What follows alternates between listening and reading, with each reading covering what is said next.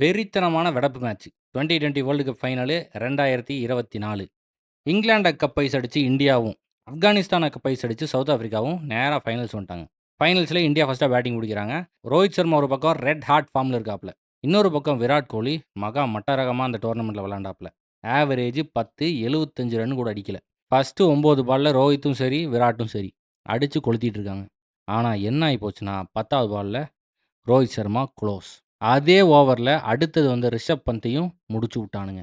2 ஓவருக்கு 2 விக்கெட் போயிருச்சு. இந்தியா ஸ்தம்பிச்சு போயிட்டாங்க. சூரியகுமார் யாதவையும் க்ளோஸ் பண்ணிட்டானுங்க. 3 விக்கெட் முடிஞ்சது. இந்தியா தொட நடுங்கி போய் சுத்திட்டு இருக்கானுங்க. அப்பதான் விராட் கோலி என்னங்கிறாப்ல, போய் சொல்லலாம் நான் யாருன்னு காட்ட வேண்டிய நேரம் இதுன்னு சொல்லிட்டு கட்டையை ஓட்ட நின்ட்டாப்ல.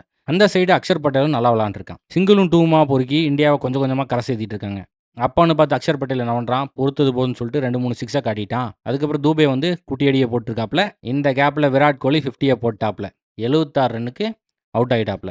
எல்லா மேட்ச் சேர்த்துனா கூட விராட் கோலி 75 ரன் அடிக்கல. ஆனால் எப்போ முக்கியமோ, எப்போ உச்சக்கட்ட தேவை இருக்கோ அப்போ அடிச்சு கிழிச்சாண்டா தலைவன். ஆக மொத்தம் 120 ரன்னுக்கு க்ளோஸ் ஆக வேண்டிய இந்தியா 176 ரன் அடிச்சாங்க. பேட்டை தூக்கிட்டு சவுத் ஆஃப்ரிக்கா வந்துட்டாங்க. 177 அடிச்சு சேசிங் பண்ணி எப்படியாவது பலகாலமாக தப்பிச்சு போயிட்டு இருக்க ஒரு ஐசிசி ட்ராஃபியை ஜெயிச்சிடணும்னு சவுத் ஆஃப்ரிக்கா வந்துட்டாங்க. 2வது ஓவரில் ஜஸ்பிரீத் பும்ரா என்ன பண்ணுறாப்ல, ரீசா ஹென்ட்ரிக்ஸை நிற்க வச்சு பால் குத்தி ஒரு குட்டி ஸ்னேக் டான்ஸை போட்டு ஸ்டெம்பை பிளந்துருச்சு. அடுத்த விக்கெட்டு எய்டன் மார்க்ரம், தூக்குனது ஆஷ்தீப் சிங். இப்போ கிரீஸில் இருக்கிறது ட்ரிஸ்டன் ஸ்டப்ஸும் குவிண்டன் டிகாக்கும்.